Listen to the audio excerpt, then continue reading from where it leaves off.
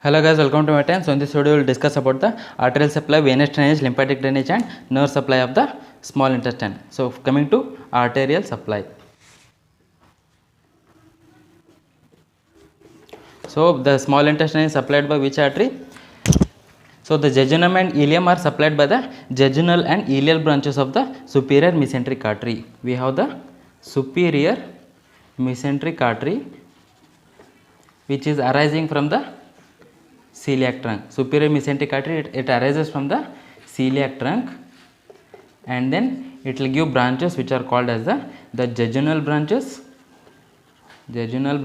and then we have the ileal branches.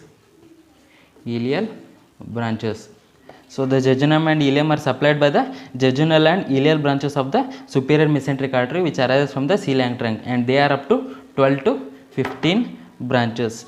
So they arise from the left side of the superior mesenteric artery, and then they enter the mesentery to reach the intestine, and the terminal part of the ileum is supplied by the ileal branches of the ileocolic branch of the superior mesenteric artery. And as soon as these enter the superior mesentery,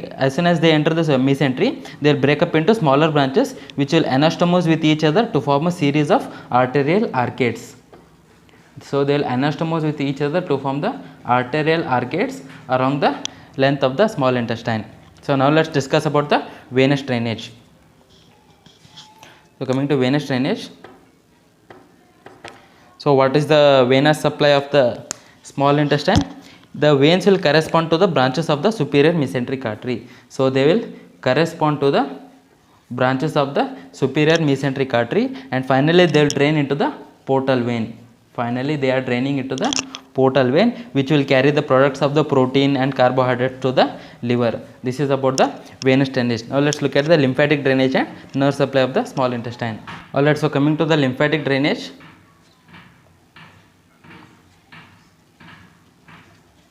So what do we have in the lymphatic drainage of the small intestine? The lymph vessels from the small intestine will pass through number of mesenteric nodes, which are nothing but as the lymph nodes present in the mesentery, and they'll finally drain into the superior mesenteric nodes.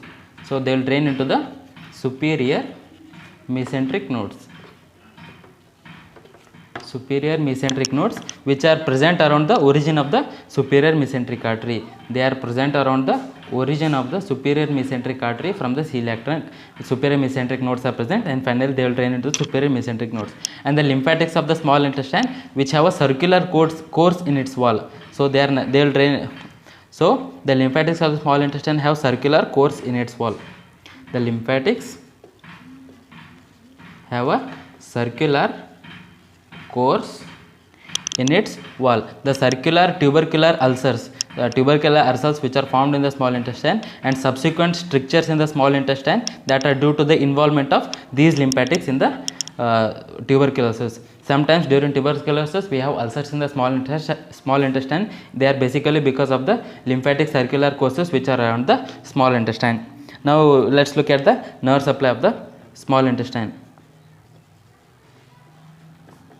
So what do you have in the nerve supply? The small intestine is supplied by the both sympathetic and the parasympathetic. It has both the innervation, sympathetic and the parasympathetic. The sympathetic supply is from the T10 to T11. Sympathetic supply is from the T10 to T11 spinal segments through the splanchnic nerves and superior mesenteric plexus. We have the splanchnic nerves and also from the superior mesenteric plexus.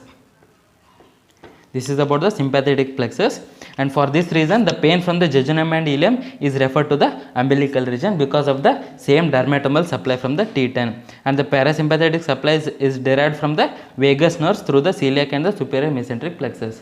Parasympathetic is from the vagus nerves derived from the superior mesenteric plexus and also from the celiac plexus.